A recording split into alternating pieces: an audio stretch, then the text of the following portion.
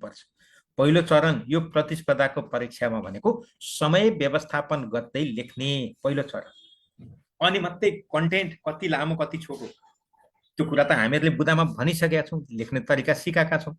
त तपाईँहरूले आजको प्रश्न त यही हो, तपाईँहरूलाई दिएको यो 5औं सेटमा दिएका प्रश्न यही हो। यहाँबाट तपाईँहरूले गर्नुभयो, जम्मा 12वटा प्रश्न छन्। त तपाईँहरूलाई यहाँबाट प्रश्न यसरी सोधियो र तपाईँहरूलाई प्रश्न लेख्न लगाइयो। अब यही प्रश्न तपाईँहरूलाई यहाँनिर हामीहरूले यसरी गरेका थियौँ। म त्यही प्रश्न फेरि देखाउँछु, नयाँ प्रश्न होइन। त तपाईँहरूलाई यहाँनिर सब यसरी नै आउँछ, सबै प्रश्न अनिवार्य छन्। अनि यहाँ खण्ड क भनेर तपाईँलाई एउटा हुन्छ, अनि त्यसपछि बिचमा गएर फेरि तपाईँलाई यहाँनिर खण्ड ख भनेर दिएको हुन्छ, हेर्नु होला। यो म अहिले तपाईँहरूलाई देखाउँछु। यहाँ पहिला प्रश्न यहाँ आएर खण्ड ख भयो। त यो खण्ड कमा भएका जति प्रश्न खण्ड ककै कपीमा लेख्नुपर्छ, खण्ड खमा पर्ने प्रश्न जति खण्ड खमै लेख्नुपर्छ। यो कुरा जहिले हेक्का राख्नु होला, आउने परीक्षादेखि तपाईँलाई ठ्याक्कै त्यही राखिन्छ, अनि तपाईँलाई सजिलो हुन्छ। ल अब यति कुरा गरिसकेपछि हामी प्रश्न 1बाट सुरु गरौँ। प्रश्न 1मा के भनेको छ भने दैनिक पाठ योजनाको परिचय दिँदै कक्षा 2 को कुनै पाठ शिक्षण गर्न खटाइँदा तपाईले बनाउने शिक्षण योजनाको विस्तृत नमुना प्रस्तुत गर्नुहोस् भनेको छ। त अब यहाँ तपाईले हेर्नुभयो अङ्क विभाजन 2 + 8 छ। त दैनिक पाठ योजनाको परिचय गरेर यहाँ दुईटा प्रश्न आए। त तपाईले यहाँनिर दिने शीर्षक के भयो त? सबभन्दा पहिला तपाईले यहाँनिर दैनिक पाठ परिचय तपाईले यति लेख्नुहुन्छ। त दैनिक पाठ योजनाको परिचय भनेर तपाईले यहाँ यति गरिसकेपछि शीर्षक हो। अब यहाँ जम्मा दुईटा बुदा तपाईले लेख्नुहुन्छ, किनभने यसको लागि अङ्कभार कति छ? 2। त्यसो भने दैनिक पाठ योजनाको परिचयमा व्हाट र व्हाई दुईटा बुदा मात्रै लेख्छौँ। त हामीहरूले यहाँनिर भन्ने के त? धेरैवटा परिभाषा तपाईहरुलाई लेखाइएको छ, किताबमा छ, गरिएको छ। त मोटामोटी तपाईकोमा के पर्नु पर्यो भने पाठ्यक्रमले निर्दिष्ट गरेका सिकाइ उपलब्धि हासिल गर्न शिक्षकले एउटा घण्टीको समय अवधिमा शिक्षण गर्ने अथवा एक दिनमा अध्यापन गर्ने विभिन्न घण्टीहरूको समयमा शिक्षण गर्ने गरी बनाइएको पाठ शैक्षणिक सिकाइ क्रियाकलापहरूको योजना नै दैनिक पाठ योजना हो। दुईटा कुरा आयो, एउटा घण्टीभित्र पढाउने शिक्षण क्रियाकलापको योजना पनि दैनिक पाठ योजना। एक दिनमा एउटा शिक्षकले विभिन्न घण्टी जस्तो 6 घण्टी 7 घण्टी 4 घण्टी पढाउँछ नि त, त्यो घण्टीहरूमा पढाउन बनाएको अलग अलग पाठहरू क्रियाकलापहरूको योजना पनि दैनिक पाठ योजना हो। तपाईले त्यो लेख्नुहुन्छ पहिलो। दोस्रो बुदा के लेख्नुहुन्छ? दैनिक पाठ योजनाले शिक्षकलाई कक्षामा सिकाइ वातावरण निर्माण गर्न र बिना अलमल शिक्षण सिकाइ क्रियाकलाप सञ्चालन गर्न सघाउ पुर्याउँदछ। सक्यो, त्यहाँभन्दा धेरै लेखिराख्नु परेन। र अहिले मैले भनेकै बुदा लेख्नुपर्छ भन्ने पनि छैन, किनभने यहाँनिर तपाईलाई थुप्रै विकल्पहरू छन्। त तपाईलाई मैले के भन्यो भने राइटिङमा 3टा कुरा हुन्छ, कन्टेन्ट, एनालिसिस, कम्युनिकेसन। त यो गर्नको लागि कन्टेन्ट तपाईसँग भयो, अब एनालिसिस यही चाहियो क्या? तपाईलाई दैनिक पाठ योजनाका त्यहाँ लगभग 10-12वटा परिभाषा दिएको छ, त्यसमध्ये सबभन्दा राम्रो तपाईलाई कुन लाग्यो त्यो छानेर यहाँ लेख्नु पर्यो, यहाँ तपाईले लेख्नु पर्यो। अनि त्यसपछि महत्त्वमा पनि त्यहाँ भएका धेरै छन् नि त, त्यसमध्ये एउटा छान्नु पर्यो क्या? सबभन्दा महत्त्व, सबभन्दा बलियो, सबभन्दा वजनदार कुन हो त्यो छान्नु पर्यो। त्यो तपाईको एनालिसिस हो। त्यो छान्न सकेपछि त त्यही कुरा लेख्नुहुन्छ नि त, त्यही कुरा कम्युनिकेसन हो। त तपाईले जे कुरा बुझेर त्यहाँ लेख्दै हुनुहुन्छ त्यही कुरो मैले पनि बुझ्ने गरी लेखिदिनु भयो भने त कम्युनिकेसन प्रभावकारी भइगयो। तपाईले जे बुझेर लेख्नुभयो त्यही कुरो मलाई पनि त्यसरी नै बुझाउनु हो नि त कम्युनिकेसन। त्यति कुरा गर्नु। अब त्यसपछि खटाइँदा तपाईले बनाउने शिक्षण योजनाको विस्तृत नमुना भनेको छ। त अब शीर्षक यहाँ के लेख्ने त भन्दा यहाँ तपाईले यसरी गर्नु पर्यो, मैले बनाउने शिक्षण योजना विस्तृत नमुना। तपाईले अर्को शीर्षक दिनुहुन्छ, तपाईले यहाँनिर यसरी लेख्नुहुन्छ, तपाईले भनेर त्यहाँ तोकेको छ। त्यही भएर तपाईँ यो शीर्षक छान्दाखेरि विचार के गर्नु पर्यो भने प्रश्नले कसरी गरेको छ त्यो कुरा गर्नु पर्यो। त्यही भएर यहाँ तपाईँले बनाउने शिक्षण योजना भनेको भएर तपाईँले यहाँ गर्नुहुन्छ। अब यहाँ चाहिँ तपाईँले विद्यालयको नाम अनि कक्षा ती माथिदेखि जम्मा 3टा पाठ भयो नि त। योजनाको 3टा पाठ, पहिलो, मध्य र अन्तिम, त्यो 3टै कुरा लेख्नु पर्यो। पहिलोमा के लेख्नुभयो? श्री डट डट विद्यालय डट डट डट डट ठेगाना जिल्ला। त्यसपछि तपाईँले के लेख्नुभयो? कक्षा लेख्नुभयो, विषय लेख्नुभयो, एकाइ पाठ लेख्नुभयो, त्यसपछि पाठ्यवस्तु लेख्नुभयो। 4वटा कुरा देब्रेपट्टि लेख्नुभयो। अब दाहिनेपट्टिको भागमा तपाईँले के लेख्नुहुन्छ? मिति लेख्नुहुन्छ, समय लेख्नुहुन्छ। समय लेख्दा 40 मिनट 45 मिनट त हामीले काटिसक्यौँ, त्यो होइन, जे ढाँचा सिकाएको छ त्यो। त्यसपछि घन्टी, पहिलो, दोस्रो, तेस्रो कुन हो, त्यसपछि विद्यार्थी संख्या, 4वटा कुरा। पहिलोमा 4, दोस्रो के बायाँपट्टि 4वटा, दायाँपट्टि 4वटा, त्यो कुरा राख्नु। त्यति गरेपछि तपाईँको पहिलो खण्ड सकियो। पहिलो खण्ड सकियो, 2 अङ्क पक्का भयो यहाँ। अब त्यसपछि त्योभन्दा तल्लो मध्य खण्डमा तपाईँले के लेख्नुहुन्छ? विशिष्ट उद्देश्य ब्राकेटमा सिकाइ उपलब्धि, शैक्षिक सामग्री, त्यसपछि शिक्षण सिकाइ क्रियाकलाप, त्यसपछि मूल्याङ्कन। यति कुरा तपाईँले लेख्नै पर्छ। त अब यहाँ त्यति कुरा गरिसकेपछि कक्षा 2 को बनेको छ, गृह कार्य लेखिराख्नु परेन, त्यो कुरा हामीलाई थाहा छ। त्यति चाहिँ तपाईँले लेख्नु पर्यो। त त्यो लेख्नु भनेको मध्य भाग, त्यति लेखे वापत तपाईँले 4 अङ्क पाउनु। 2 अङ्क पहिलो खण्डमा, 4 अङ्क पछिल्लो खण्डमा, 4 2 6 अङ्क भयो। अब त्यो भन्दा तल तेस्रो खण्डमा के लेख्नुहुन्छ? तयार तथा कार्यान्वयन गर्ने शिक्षकको, त्यो भन्दा मुनि दस्तखत, नामथर, पद, मिति, 4वटा कुरा लेख्नुहुन्छ देब्रेपट्टि। दाहिनेपट्टि स्वीकृतकर्ता को, अनि फेरि तल दस्तखत, नामथर, पद, मिति, तपाईँले 4वटा कुरा लेख्नुहुन्छ। देब्रेपट्टि 4वटा लेख्नुभयो, दाहिनेपट्टि।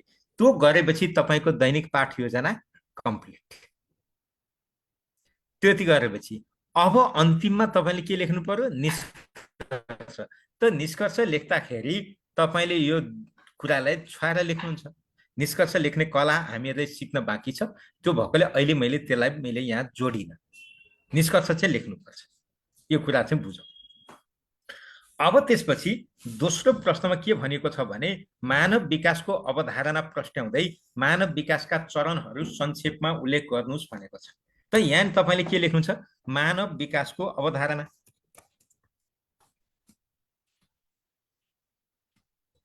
तपाईँले एउटा शीर्षक यो दिनुहुन्छ।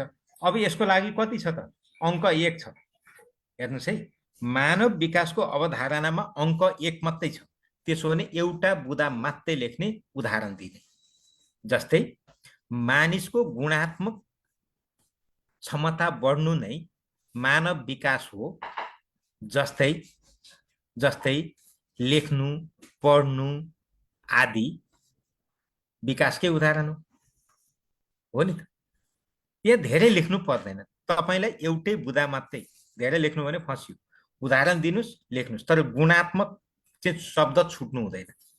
छुट्न नहुने शब्द भनेको गुणात्मक। अब तपाईँले अर्को के भन्न सक्नुहुन्छ भने परिपक्वता र अनुभवको परिणाम स्वरूप आउने गुणात्मक परिवर्तन नै मानव विकास हो। यहाँ तपाईँले के भन्न सक्नुहुन्छ भने परिपक्वता र को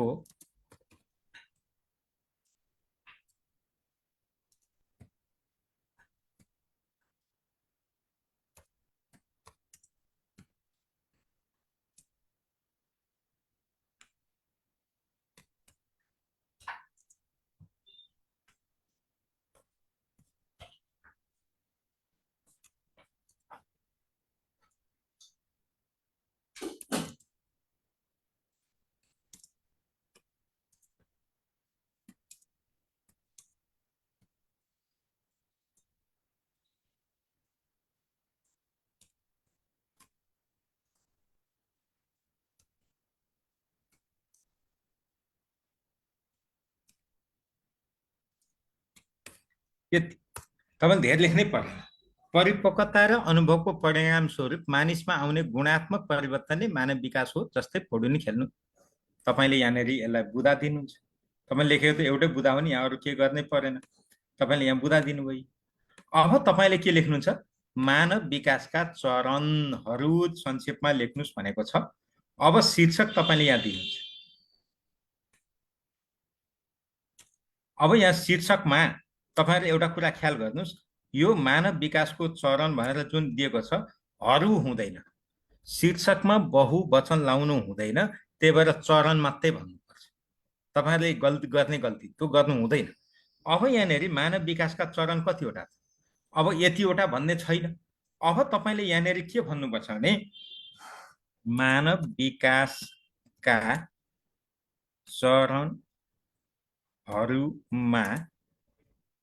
मनोविज्ञान वेत्ताहरू बीच मतैक्य पाइन्न, तथापि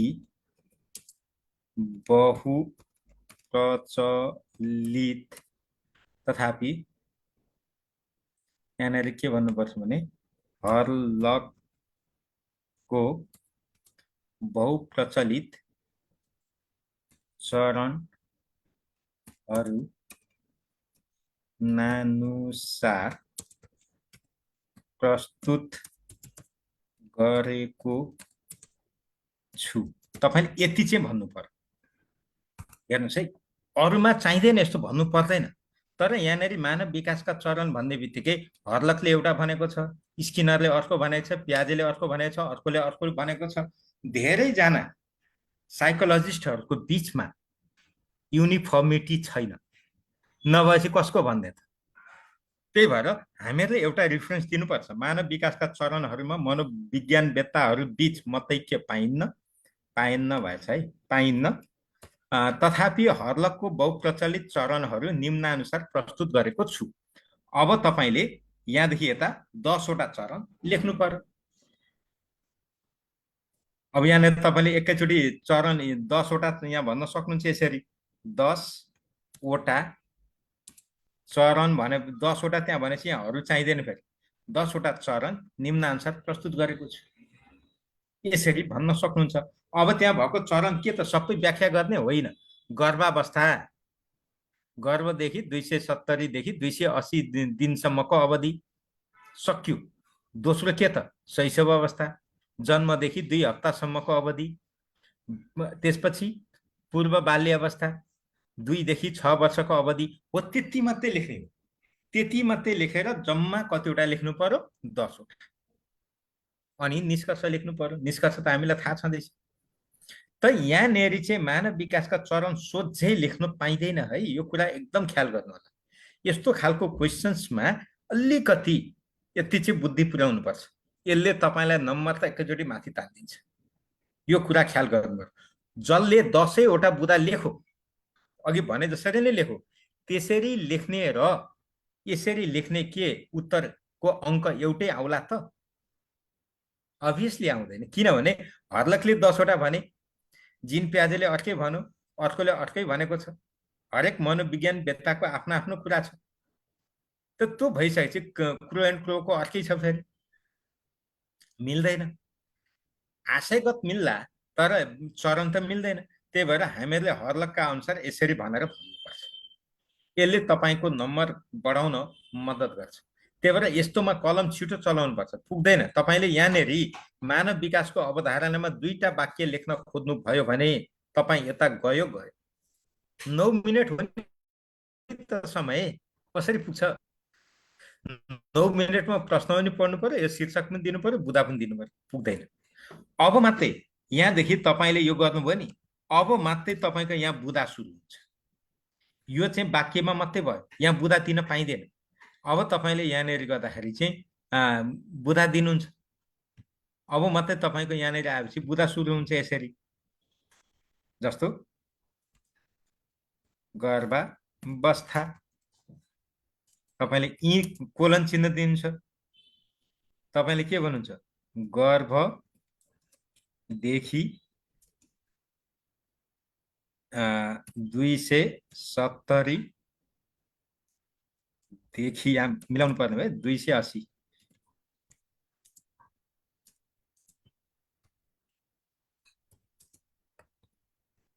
तपाईँले यहाँ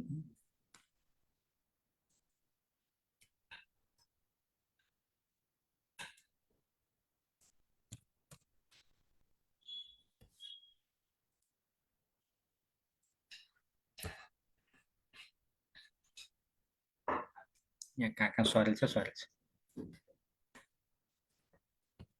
गर्भदेखि यहाँ 270 यहाँ देखिराख्नु पाइएन है। मैले तपाईँहरूलाई यहाँ फेरि यो लेख्न थालेपछि 11 हुन्छ। 270 80 दिनसम्मको अवधि। अब तपाईँले अर्को बुदा यहाँ लेख्नु छ शैशव अवस्था। त्यस्तै गर्दै तपाईँले यसै गरी यति मात्रै लेख्दै जाने। यति गरेर तपाईँले गर्नु भएपछि अन्तिममा निष्कर्ष लेख्नुहुन्छ, त्यसको बारेमा मैले केही भन्नु पर्दैन। अब प्रश्न नम्बर 3 हेर्नुहोस्। परीक्षाको अवधारणा प्रस्ट्याउँदै तपाईँले यहाँ कुरा बुझ्नु पर्यो है। तपाईँले यहाँनिर 3टा प्रश्न छन् भन्ने कुरा यसले प्रश्न बुझायो। त्यसो भने पहिलो प्रश्न कहाँ छ त? परीक्षाको अवधारणा यहाँ छ। मैले तपाईँलाई यसलाई के भनेको छु? अन्डरलाइन गर भनेको छु। यसरी प्रश्नाउँदै शिक्षक निर्मित परीक्षा र स्तरीकृत परीक्षा बीच कुनै 3वटा प्रमुख भिन्नता छुट्या भनेको छ। दोस्रो प्रश्न यहाँ छ। अब अर्को के सोधेको छ भने प्राथमिक तहमा प्रयोग हुने मूल्याङ्कनका विधिहरूको चर्चा गर्नुहोस् भनेर सोध। त अब यहाँनिर परीक्षाको अवधारणा भनेर पहिला शीर्षक दिनु पर्यो। 3टा प्रश्न रहेछन्। परीक्षाको अवधारणालाई 2 अङ्क छ, अब 2टा लेख्नु पर्यो। परीक्षा भनेको के त? त विद्यार्थीहरूले के कति सिके वा सिकेनन्, बुझे वा बुझेनन् भनेर जाँच गर्न मूल्याङ्कन गर्न अवलम्बन गरिने मूल्याङ्कनको आधारभूत साधन नै परीक्षा हो। तपाईले भन्ने त त्यही हो। अब तपाईले त्यहाँ भन्नुहुन्छ सामान्यतया विद्यार्थीको सिकाइ उपलब्धि पत्ता लगाउन, सिकाइमा सुधार ल्याउन र विद्यार्थीलाई योग्यता निर्धारण गर्न परीक्षा सञ्चालन गरिन्छ, अथवा मूल्याङ्कनका लागि तथ्याङ्क सूचनाहरू उपलब्ध गराउन परीक्षा सञ्चालन गरिन्छ। तपाईले त्यताबाट पनि भन्न सक्नुहुन्छ यसरी नै भन्नुपर्छ भन्ने छैन। अब परीक्षा पनि शिक्षक निर्मित परीक्षा, स्तरीकृत परीक्षा, विषयगत परीक्षा, वस्तुगत परीक्षा हुन्छन्। तापनि सामान्यतया परीक्षालाई 4 किसिमले हेरिन्छ। यो कुरा पनि हामीले गर्छौँ। अब यसको यो भनेर कति लेख्ने भन्ने कुरा मात्रै हो नि। तपाईले 2टा बुदा भन्दा बढी लेख्नु भएन, सिधा कुरा। त एउटा बुदामा तपाईको के हुनु पर्यो? मूल्याङ्कनको आधारभूत साधन नै परीक्षा। विद्यार्थीले सिकाइ के कति सिके सिकेन त्यसलाई जाँच गर्न, विद्यार्थीका मौलिक धारणा, तर्क, विचार जान्ने, थाहा पाउने गुणात्मक, परिमाणात्मक होइन, गुणात्मक कार्य नै परीक्षा हो। मूल्याङ्कनको आधारभूत साधन एउटा गुणात्मक, अर्को आधारभूत साधन। यो 2टा शब्द चाहिँ यहाँ छुट्नु हुँदैन। अरु जेसुकै लेख्नुस्, तपाईलाई छुट छ। परीक्षा भनेको गुणात्मक हो, मूल्याङ्कनको आधारभूत साधन। त्यो 2टा कुरालाई चाहिँ समातेर तपाईले लेख्नु पर्यो। त्यही हो तपाईको एनालिसिस क्यापाबिलिटिज भनेको। अरु जति कुरा लेख्नुस् तर त्यो कुरा छोड्नुस्, नुन हालेको तरकारी हुन्छ। त्यही भएर यो कुरा चाहिँ हामीले बुझ्नुपर्छ, त्यो कुरा लेख्नु पर्यो। अब शिक्षक निर्मित र स्तरीकृत परीक्षाका बीच कुनै 3वटा भिन्नता, प्रमुख भिन्नता भनेको छ, लेख्नुस्। अब शिक्षक निर्मित परीक्षा भनेकै शिक्षकले पढाउने, उसैले विषय पढाउने, परीक्षा प्रश्न बनाउने, परीक्षा सञ्चालन गर्ने, उत्तर पुस्तिका परीक्षण गर्ने, नतिजा प्रकाशन गर्ने सबै काम गर्यो। स्तरीकृतमा सबै विज्ञको सहभागिता हुन्छ। त तपाईले के भन्नु पर्यो भने पहिलो भिन्नता के हो त? शिक्षक निर्मित परीक्षामा त्रुटिको सम्भावना बढी हुन्छ, स्तरीकृत परीक्षामा त्रुटिको सम्भावना कम हुन्छ। एउटा कुरा, शिक्षक निर्मित परीक्षा वस्तुनिष्ठ, विश्वसनीय र वैध नहुन पनि सक्छ, तर स्तरीकृत परीक्षामा यी गुण हुनै पर्छ। स्तरीकृत परीक्षाले पाठ्यक्रम, पाठ्यपुस्तक, शैक्षणिक सामग्री समग्र पक्षमा सुधारका लागि पृष्ठपोषण प्रदान गर्ने शक्ति राख्दछ, सामर्थ्य राख्दछ, तर शिक्षक निर्मित परीक्षाले त्यो सामर्थ्य राख्दैन। अब तपाई कुन स्तरको कुरा गर्ने, यो डिपेन्ड्स। त्यही भएर यसको कुरा तपाईलाई बुकमा पनि छ, नोटमा पनि लेखाएको छ, त्यहाँबाट कुनै महत्त्वपूर्ण तीनटा छान्नुस्, जुन पायो तीन त्यही चाहिँ होइन। अब त्यसपछि प्राथमिक तहमा प्रयोग हुने मूल्याङ्कनका विधि भन्छ। प्राथमिक तहमा आन्तरिक र बाह्य मूल्याङ्कन दुईटा छन्। अब तपाईले त्यो लेखिसकेपछि कक्षा 1 देखि 3 सम्म आन्तरिक मूल्याङ्कन अवलम्बन गरिन्छ। कक्षा 4 र 5 मा आन्तरिक र बाह्य दुवै मूल्याङ्कन प्रयोग गरिन्छ। आन्तरिक भनेको निर्माणात्मक मूल्याङ्कन, ब्राकेटमा लेख्नु होला, अनि बाह्य भनेको निर्णयात्मक मूल्याङ्कन, ब्राकेटमा लेख्नु होला, प्रत्यक्ष लेख्नु हुँदैन।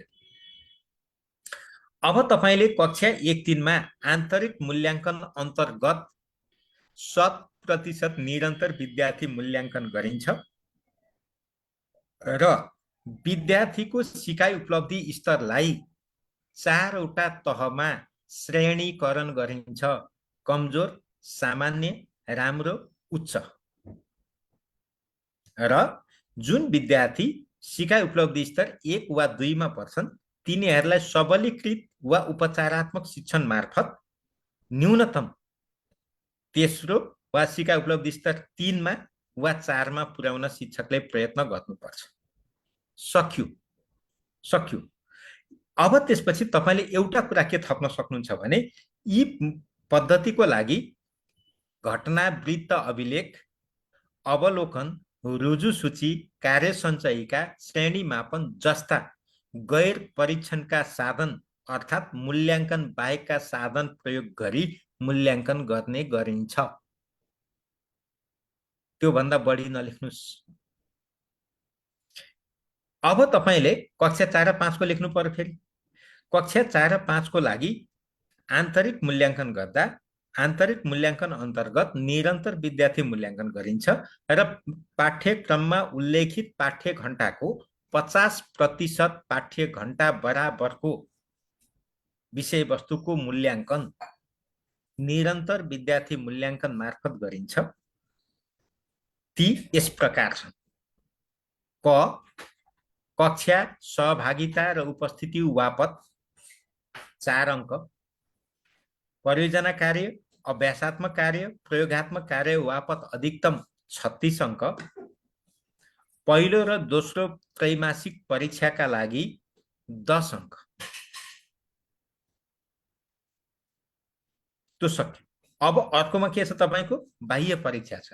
बाह्य परीक्षा 50% हुन्छ र यसको पूर्णाङ्क 50 कायम गरिन्छ र त्यसमा जति अङ्क प्राप्त गर्छन् त्यति नै कायम गरेर आन्तरिक र बाह्य दुवै परीक्षामा प्राप्त गरेको अङ्क जोडेर विद्यार्थीलाई सफल या असफल घोषित गरिन्छ र न्यूनतम सैद्धान्तिक तर्फ अर्थात् बाह्य परीक्षामा विद्यार्थीले न्यूनतम 35% अङ्क हासिल गर्नुपर्छ भने आन्तरिक वा निरन्तर विद्यार्थी मूल्याङ्कन तर्फ उनीहरूले 40% अङ्क हासिल गरेमा माथिल्लो कक्षाको लागि योग्य मानिन्छ। र यिनीहरूको मूल्याङ्कनको साधन भनेको अघि भने जस्तै आन्तरिक मूल्याङ्कनका लागि घटनावृत्त, रुजु सूची, परियोजना कार्य यी सबै हुन्, आदि भनिदिने। बाह्य परीक्षाको लागि वार्षिक परीक्षा। त्यति धेरै लेख्नु पर्दैन। यति कन्सेप्ट तपाईले यहाँ लेख्नुपर्छ। यति गर्नुभयो भने तपाईको यो प्रश्न कम्प्लिट हुन्छ। तपाईले लेख्ने थियो। अब त्यसपछि प्रश्न नम्बर 4 मा जाउँ। यहाँ के भनेको छ भने भाषिक सिप भन्नाले के बुझिन्छ, भाषिक सिप भन्नाले के बुझिन्छ, प्रश्नोपाध्याय कक्षा 1 मा लेख्य वर्ण सचेतीकरण गराउँदा गर्न सकिने कुनै दुईवटा क्रियाकलाप तयार पार्नुहोस्। त भाषिक सिप भन्नाले के बुझिन्छ भन्दा 2 अङ्क छ, क्रियाकलाप तयार गर्दा 3 अङ्क छ।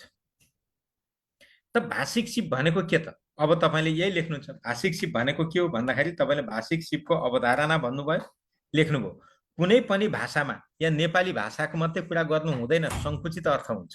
अंग्रेजी पनि हो, मैथिली पनि हो, लिम्बू पनि हो, कुनै पनि भाषा सुनाई, बोलाइ, लेखाइ, पढाइ यो 4वटा पक्षको विकास समष्टि रूपमा गर्नुलाई भाषिक सिप भनिन्छ। यो तपाईहरुलाई आउँछ, मलाई भन्दा तपाईहरुलाई राम्रोसँग आउँछ। मैले एउटा लेख्ने टेक्निक मात्रै बताउँदैछु। अर्को, कुनै पनि भाषाको दैनिक जीवनमा प्रयोग गर्न सक्ने सक्षमता नै भाषिक सिप हो, जस्तै बोल्नु, सुन्नु आदि। स्वर, व्यञ्जन र मात्राका आधारमा शब्दमा रहेका ध्वनिहरूको पहिचान गर्ने कार्य सुनाइ हो भने तिनका आधारमा ध्वनि उत्पन्न गर्ने कार्य बोलाइ हो। त्यसरी नै तिनलाई लिपिबद्ध गर्ने कार्य लेखाइ हो भने तिनलाई उच्चारण गर्ने कार्य पढाइ हो। अब यहाँ लामो लेख्न खोज्नु भएन त गयो, भेट्दै भेट्नुहुन्न तपाईले, समयले पुग्दैन नि त। यो होइन है, मलाई सिकाउनुहोस्। मेरो न त नेपाली मेजर हो न त केही हो, यो मैले आफैले यति गरेको छु। त तपाईले यहाँनेरि जम्मा 2 अङ्कको छ, त 2 अङ्कको लागि हामीले 4वटा बुदा लेख्न सकेनौं। पहिलो र दोस्रो बुदा छोटो छ, तेस्रो बुदा लामो छ। यो सन्तुलित लेखाइ हो। यो भन्दा बढी तपाईले लेख्न खोज्नुस्, समयले पुग्दैन। तपाईलाई आउँछ तर समयले पुग्दैन क्या।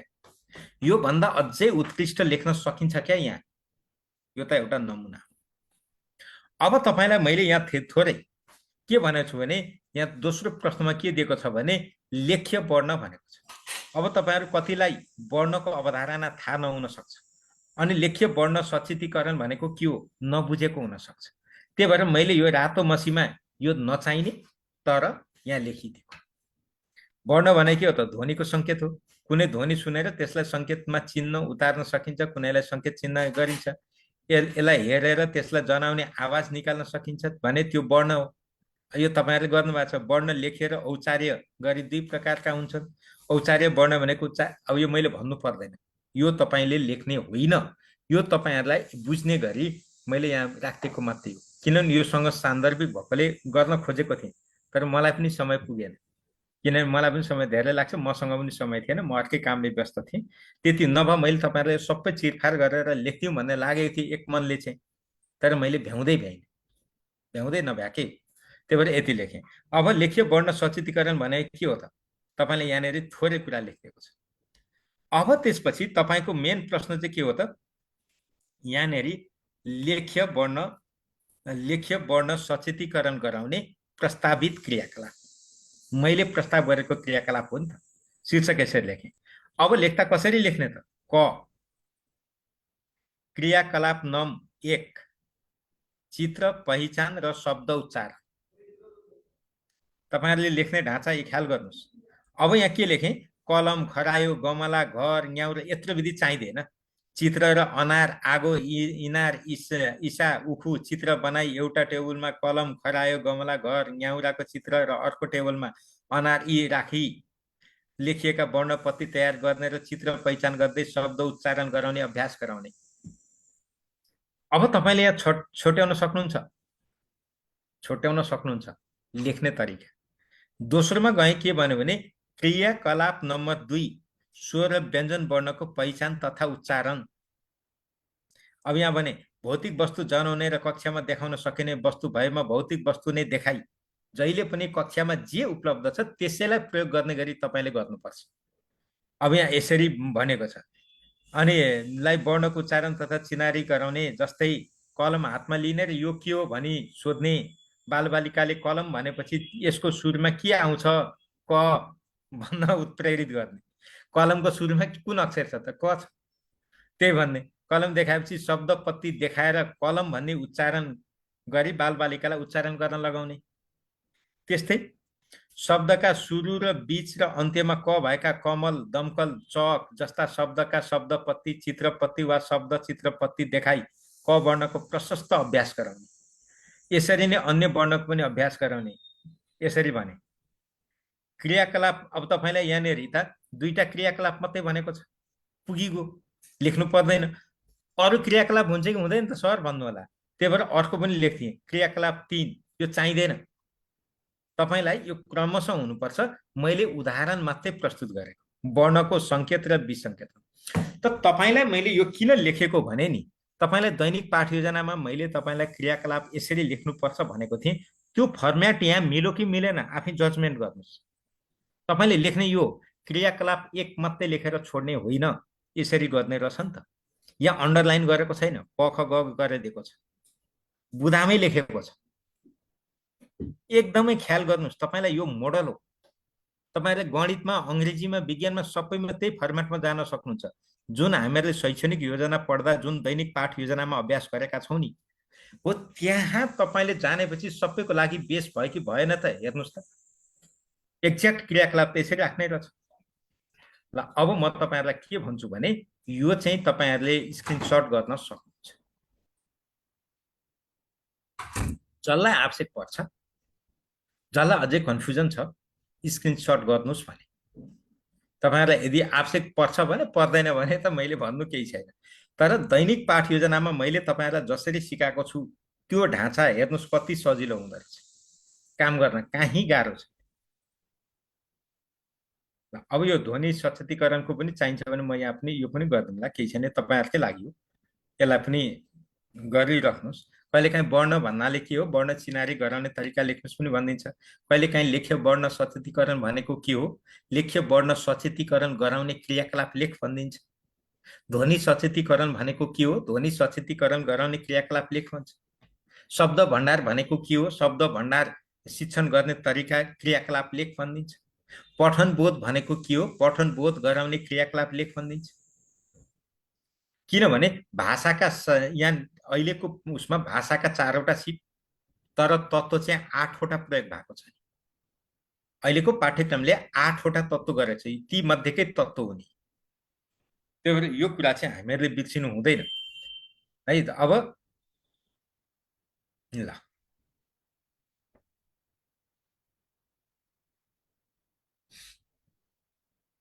यति गर्दा पनि मेरो त समय गइहाल्यो। मैले तपाईँहरूले सबै यसै गरी गर्न सके हुन्थ्यो जस्तो पनि लाग्छ, तर यसो गर्दाखेरि तपाईँहरू भोग्नुहुन्छ। यो तरिका चाहिँ राम्रो होइन। तर के हो भने जहाँ जहाँ तपाईँहरूलाई गाह्रो पर्छ त्यहाँ त्यहाँ मैले नमुना देखाइदिने प्रयत्न चाहिँ गरेको छु। प्रश्न 1, 2, 3 मा तपाईँलाई गाह्रो हुँदैन, त्यही भएर त्यहाँ नमुना देखाइराख्नु परेन, किनभने प्रशस्त अभ्यास गरेको छ, मलाई थाहा छ। अब यतातिर कसरी गरेको छ यसलाई मैले सम्झाउने कोसिस गरेको।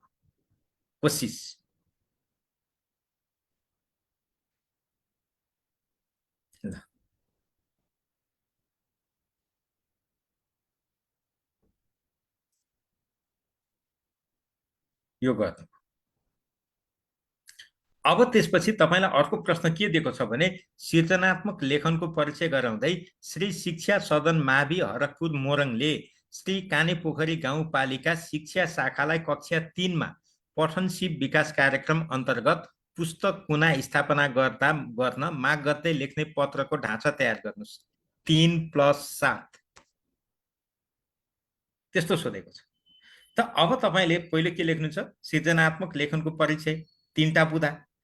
अब यहाँ यो भन्दा उत्कृष्ट तपाईँले लेख्न सक्नुहुन्छ है, लेख्न सक्नुहुन्छ। यो नमुना मात्रै हो। विद्यार्थीले गर्ने रचनात्मक कार्य जस्तै कविता लेख्नु, चित्र कोर्नु आदिलाई सृजनात्मक लेखन भनिन्छ। स्वतन्त्र लेखन नै हो।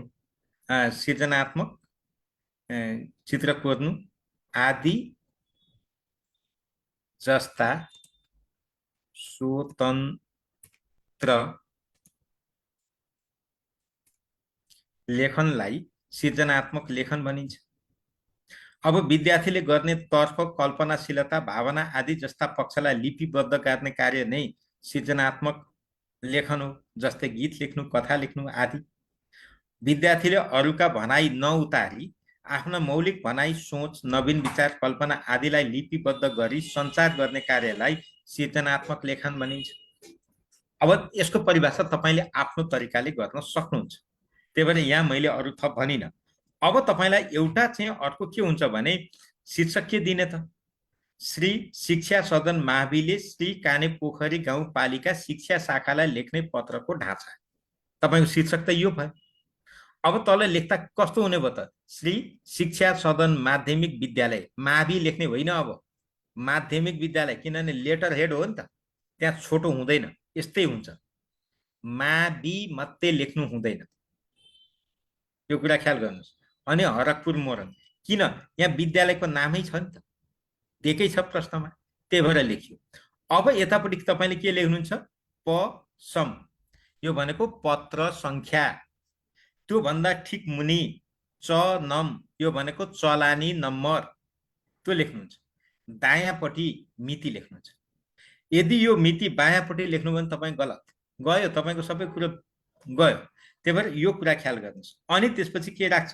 विषय पुस्तक कोना स्थापना गर्न सहयोग गरिदिनु हुन, विनम्र भाषा हुनु पर्यो, विनयशीलता हुनु पर्यो। त्यसपछि गरिदिने भन्नु पाइँदैन, गरिदिने भनेको आदेश हो, आदेशात्मक भाषा लेख्नु हुँदैन, अनुरोधात्मक भाषा हुनु पर्यो। त्यसपछि तपाईँले कसलाई लेख्नुभयो त? श्री कानेपोखरी गाउँपालिका शिक्षा शाखा कानेपोखरी मोरङ, पर प्रश्नमै दिएको छ। अब त्योभन्दा तल तपाईँले प्रश्नको ढाँचा, अब याद गर्नुहोस्, तपाईँले यति लेखिसकेपछि यति बनाउनु भयो नि, यति बनाउने बित्तिकै साथमा तपाईँको 3 अङ्क सुरक्षित भयो, साथमा 3 अङ्क। अब तपाईँले यहाँनिर गरिसकेपछि यतिमा 3 अङ्क तपाईँले पाउनुहुन्छ, जुन यहाँ तपाईँले यो गर्नुभएको छ। यति पेट बोली लेख्दा 3 अङ्क। त यो गर्दा तपाईँले के भन्नुभयो? प्रस्तुत विषयमा यस विद्यालयको कक्षा 1 र 2 मा विगत वर्षहरूमा नै विद्यालयको आफ्नै स्रोतबाट पुस्तक कोना स्थापना गरी सञ्चालनमा ल्याइएको र यस कार्यबाट बालबालिकाको पठन सिप विकासमा उल्लेख्य सुधार देखिएको र यहाँनिर तथा कक्षा 3 मा स्रोतको अभावका कारण अत्यावश्यक हुँदा हुँदै पनि पुस्तक पुनः स्थापना गर्न नसकिँदा यी कक्षाका विद्यार्थीमा पठन संस्कृतिको विकास, स्वतन्त्र पठन जस्ता क्रियाकलाप गराउन सकिएको छैन। अत तहाँ पालिकामा रहेको पठन सिप विकास कार्यक्रम तर्फबाट यस विद्यालयको कक्षा 3 का लागि चालु शैक्षिक सत्रदेखि नै कार्यान्वयनमा आउने गरी पुस्तक पुनः स्थापना गर्न आवश्यक सहयोग उपलब्ध गराइदिनु हुन विद्यालय व्यवस्थापन समितिको मिति डट निर्णय अनुसार अनुरोध गर्दछु। प्रले आफै लेख्न पाउँदैन, विद्यालय समिति व्यवस्थापन समितिको निर्णय चाहिन्छ। त्यही भएर यो कुरा यहाँनिर खुलाउनु पर्छ, लेख्ने ढाँचा। अब यो माथिको कुरा त त्यहाँ छैन नि त चिठीमा, त्यो माथि त प्रश्नमा छैन हो। यो काल्पनिकता तपाईँले त्योसँग जोडेर लेख्नुपर्छ, औचित्य पुष्टि गरेको, औचित्य पनि पुष्टि गर्नुपर्छ। त यो ढाँचाले लेख्नुभयो भने तपाईँको यो 3 नम्बर आयो, 3 3 6 नम्बर भयो। यति गरिसकेपछि तपाईँले यो लेख्नुपर्छ यता दाहिनेपट्टि, प्रधानाध्यापक, नाम थर। अब यहाँ तल मिति पनि हुन्छ, ध्यान दिनु होला। यहाँ तल के हुन्छ, यहाँनिर तपाईँले मिति पनि लेख्नुपर्छ। यहाँनिर आजको मिति लेख्न सक्नुहुन्छ। त तपाईँले यहाँ प्रधानाध्यापक भन्दा माथि एउटा धर्को दिएको छ, दस्तखत भनिरहनु परेन। यदि तपाईँलाई मन लाग्छ भने यहाँनिर तपाईँले यसो चाहिँ गर्न सक्नुहुन्छ। यदि तपाईँलाई त्यस्तो लाग्छ भने यहाँनिर द ख, आफैले सिग्नेचर गर्ने होइन नि, त्यो गल्ती नगर्नुहोस्। तपाईँले भन्दै भने द ख दस्तखत, त्यति चाहिँ गर्न सक्नुहुन्छ। यति गरेपछि 1 नम्बर आयो। त यो प्रश्न आयो भने 7 मा 7 नै आउँदो रहेछ। पूर्णाङ्क आउँछ, नेपालीमा पूर्णाङ्क आउँदैन होइन, आउँदो रहेछ नि त, तर लेख्नु पर्यो के यसरी। त यो कुरा चाहिँ हामीहरूले ख्याल गर्नु पर्यो। ल अब यो पनि तपाईँहरू कसैलाई आवश्यक पर्छ भने यो प्रश्नको पनि स्क्रिनशट गर्न सक्नुहुन्छ। सृजनात्मक लेखनको बारेमा तपाईँले आफ्नै धारणा योभन्दा राम्रो लेख्न सक्नुहुन्छ है। मैले तपाईँहरूलाई यहाँनिर नमुना मात्रै बनाएको, यो विशुद्ध मैले टाइम भ्याउँदासम्म मैले तपाईँहरूलाई जहाँ गाह्रो पर्छ त्यहाँनिर तपाईँहरूलाई नमुना बनाइदिन खोजेको मात्रै, देखाइदिन खोजेको। ल अब यति कुरा गरिसकेपछि यहाँदेखि तपाईँहरूको यहाँदेखि यहाँसम्म तपाईँहरूलाई यहाँनिर हेर्नु होला, यहाँ जसरी राखेको छ नि, यो काने पोखरी गाउँ भन्ने तपाईँलाई अलिकति ठाउँ छोडेर देब्रेबाट दाहिनेतिर ढकेलेर लेखेको छ। त्यो कुरा याद गर्नु होला। यो त ढाँचा हो, फर्म्याट हो, यहाँ तलमाथि गर्न पाइँदैन। यो कुरा ख्याल गर्नुहोस्। अब तपाईँहरूको एउटा धारणा के हुन्छ भने प्रस्तुत विषयमा एक ट्याप छोड पर्दैन, लेखनमा पर्दैन। यो कुरा ख्याल गर्नु। हाम्रो अभ्यास चाहिँ के छ, चलन चाहिँ अलिकति यो जस्तो प्रस्तुत भनेको छ यसलाई यति गरेर लेख्ने चलन छ, तर चाहिँदैन। यो कुरा पनि ख्याल गरेर फेरि यसले त गल्ती पढाए नभन्नु होला। तपाईँहरूलाई पढाउने जसले नेपाली पढाउनुहुन्छ उहाँलाई यो कुरा सोध्नु भए हुन्छ, अथवा यो उहाँसँग भेरिफाई गरे पनि हुन्छ। सर यसरी गर्नुभएको थियो, यो त गल्ती पो भयो कि क्या हो भनेर भन्दै हुन्छ, के फरक पर्दैन। अब तपाईँले यतिसम्म गर्नुहुन्छ। अब योभन्दा पछि निष्कर्ष त छँदैछ, निष्कर्ष त सबै प्रश्नमा आउँछ। मैले यहाँ तपाईँलाई निष्कर्ष लेख्न सिकाएको छुइनँ, त्यही भएर मैले यता त्यो निष्कर्षमा म गएको छुइनँ। अब त्यसपछि तपाईँको अर्को प्रश्न के थियो, पृथ्वीको परिचय दिँदै विश्व मानचित्रमा नेपालको अवस्थिति दर्शाई नेपालको प्रशासनिक विभाजन उल्लेख गर्नुहोस्। अब हामीले अङ्क कति हेऱ्यौँ, 3टा प्रश्न। त्यसो भने पृथ्वीको परिचय एउटा प्रश्न अन्डरलाइन गरिहाल्ने, विश्व मानचित्रमा नेपालको अवस्थिति दोस्रो प्रश्न, त्यसपछि नेपालको प्रशासनिक विभाजन तेस्रो प्रश्न। प्रश्न पढ्दै तपाईँले अन्डरलाइन गर्नुपर्छ। मैले भनेको त्यो होइन हो नि त।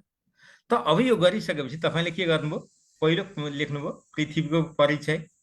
अब यहाँनिर लेख्नुभयो, अब यो तपाईँहरूको विषय हो, तपाईँहरू यो कहाँ कहाँ के पढ्नु भएको छ तपाईँहरू जान्नुहोस्। मैले आफ्नो मौलिक पाराले यसरी लेखेको छु, ध्रुवतर्फ दबेको र भूमध्य रेखीय भाग फुकेको वृत्ताकार स्वरूपमा रहेको ढुङ्गा, माटो, पानी, खनिज आदिले बनेको जीवको अस्तित्व रहेको ग्रह नै पृथ्वी। किनभने यहाँ धेरै लेख्न त पाइएन, जम्मा 3 अङ्कको छ, 3टा लेख्नु पर्यो। अर्को लेखेँ, जीवनलाई आश्रय दिने एकमात्र खगोलीय वस्तु नै पृथ्वी हो। यसको करिब 71% भाग पानी र 29% भाग जमिनले ढाकेको छ। दुवै ध्रुवमा हिउँको बाक्लो है, यहाँ काक्लो भएछ, बाक्लो ढिक्का पाइन्छ। अरू पनि हुन्छ त, केन्द्र मण्डल, भूमध्य मण्डल के भनेर भन्नुहुन्छ। अर्को लेख्नुभयो, मैले यहाँ अहिले भर्खरै लेख्दै थिएँ, मैले लेख्नै भ्याइनँ नि त। पृथ्वीका प्रमुख पक्ष मानिएका स्थलमण्डल, वायुमण्डल, जलमण्डल, जीवमण्डल छुट्टा छुट्टै नभई आपसमा अन्तर सम्बन्धित भई एक आपसमा जोडिएर रहेका छन्। मैले 3टा बुँदा यसरी लेखेँ। यही लेख्नुपर्छ भन्ने छैन। तपाईँले पृथ्वीको क्षेत्रफल, टोटल क्षेत्रफल लेख्न सक्नुहुन्छ, सूर्यबाट यति टाढा छ भन्न सक्नुहुन्छ, यो चाहिँ तेस्रो ठुलो ग्रह के हो तपाईँले भन्ने सक्नुहुन्छ क्या। यसमा थुप्रै छ। तपाईँले पहिलो पेपरमा भूगोल ब्रह्माण्ड पढ्दैखेरि यो पढ्नु भएको छ क्या, त्यही कुरो ल्याएर लेख्नु कसरी मिल्दैन। सामाजिकै पढाउनु पर्छ र, सामाजिकै शिक्षक हुनुपर्छ र, पर्दैन। यति त गर्नुहुन्छ।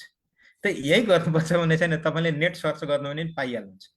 अब दोस्रो प्रश्नमा तपाईँ जानुहोस्, नेपाल विश्व मानचित्रमा नेपालको अवस्थिति कति अङ्क छ, 3, त्यही भएर 3टा बुँदा। अब के लेख्ने, पृथ्वीको 26 डिग्री 22 मिनटदेखि 30 डिग्री 27 मिनटसम्मको उत्तरी अक्षांश र 80 डिग्री 4देखि 88 डिग्री 12सम्मको पूर्वी देशान्तरका बीचमा रहेको भूभागमा नेपाल अवस्थित छ। त्यहाँबाट सुरु गर्नु, त्यो छोड्न पाइँदैन, छोड्नै पाइँदैन।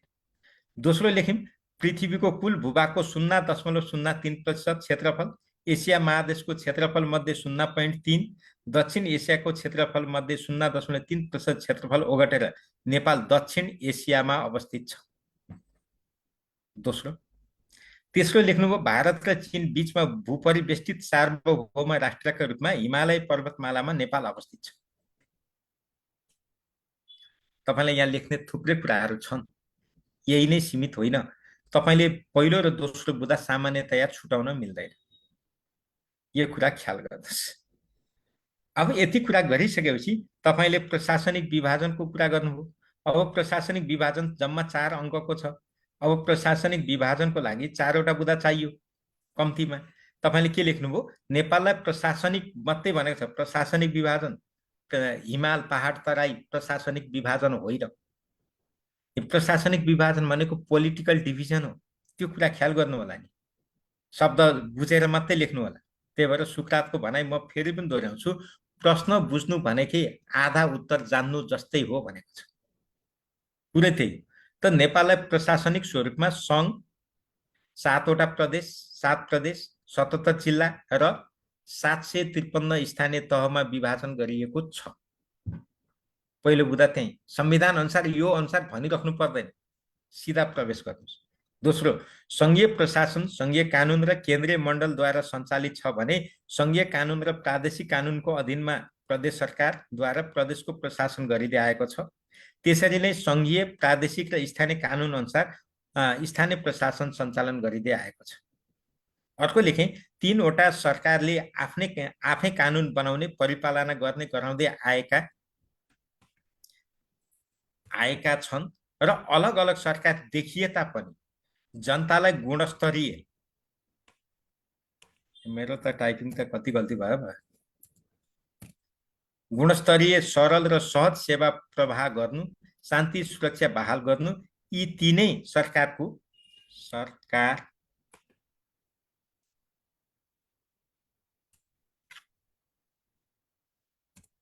मुख्य कर्तव्य र लक्ष्य रही आएको छ। तपाईले यहाँ यो लेख्नुभयो है। अब त्यसपछि सङ्घ, प्रदेश र स्थानीय तीनै सरकार आपसमा प्रतिस्पर्धी नभई सहकारी, समन्वय, सहकार्य र सहयोगका आधारमा दैनिक प्रशासन गर्दै आएका छन्। त्यसपछि जनताको घर आँगनमा नै सेवा सुविधा उपलब्ध गराउने भूमिकामा स्थानीय सरकार, स्थानीय तहका बीच आपसमा क्षेत्रीय स्तरमा समन्वय, सहयोग गर्न प्रदेश सरकार र केन्द्रमा देशको सार्वभौम सुरक्षा, वैदेशिक सम्बन्ध जस्ता पक्षमा कार्य गर्न सङ्घीय सरकार क्रियाशील रहँदै आएका छन्। अब तपाईँ कति लेख्ने तपाईँको कुरा हो। त प्रशासनिक विभाजनको कुरा त यिनै लेख्नुपर्छ, यिनै पेरिफेरीमै लेख्नुपर्छ। त यहाँनिर अञ्चल पनि गर्न सकिन्छ, अञ्चल पनि भन्न सकिन्छ, तर अञ्चल अहिले न जीवित छ न मरेको छ। मरेको छ भन्न पाइएन। अहिले अञ्चल लागू छ कि छैन? तपाईँले यहाँनिर तपाईँले थप्न सक्नुहुन्छ। तपाईँलाई कन्फ्युजन भयो भने 14, हे भगवान, कहाँबाट आउँछ त? अब ल मैले यहाँ अञ्चल भने ल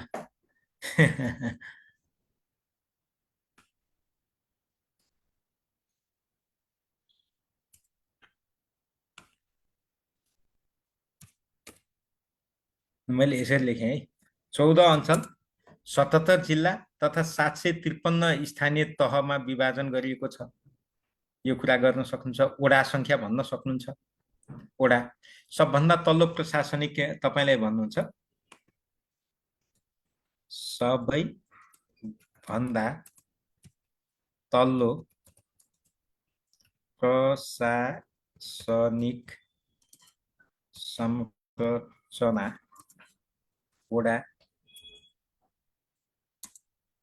तपाईले यति भन्न सक्नुहुन्छ, सबभन्दा तल्लो प्रशासनिक संरचना भनेको वडा हो, सबभन्दा माथिल्लो भनेको सङ्घ। यसमा माथिल्लो भनिराख्नु परेन। त्यही भएर वडासम्म चाहिँ यिनीहरू यसरी गएको छ। त तपाईले यसरी लेख्नु भयो भने यो प्रश्नको पनि उत्तर कम्प्लिट हुन्छ। ल हेर्नुहोस् त, यति यो प्रश्नको उत्तर यति गर्नुपर्ने रहेछ। त अब यो प्रश्न पनि तपाईहरू कसैलाई आवश्यक पर्छ, मेरो लेखाइ अलिक मिलेन छ, यो चाहिँ अलिक ठिक छ भन्ने लाग्छ भने मात्रै, मेरो भनाइ नै गर्नु पर्दैन नि त। म सामाजिकको विज्ञ होइन, नेपालीको विज्ञ होइन, गणितको पनि होइन नै। मैले यहाँ घमण्ड गर्न खोजेकै होइन। त्यही भएर तपाईँलाई काम लाग्छ, यो ठिक छ भन्ने लाग्छ भने स्क्रिनसट लिन सक्नुहुन्छ, किनभने यो नमुना हो।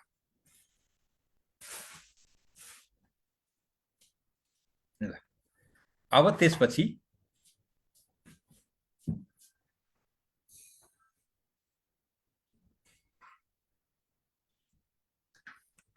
यति गर्नु भएन।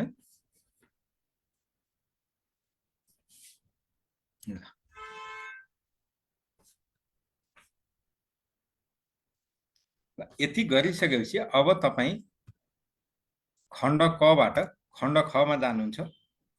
खण्ड खका प्रश्न, खण्ड कको सिद्धियो। अब यसै गरी तपाईँहरूले लेख्दै क्रमशः आउनुपर्ने हुन्छ। अब खण्ड खमा जाउँ।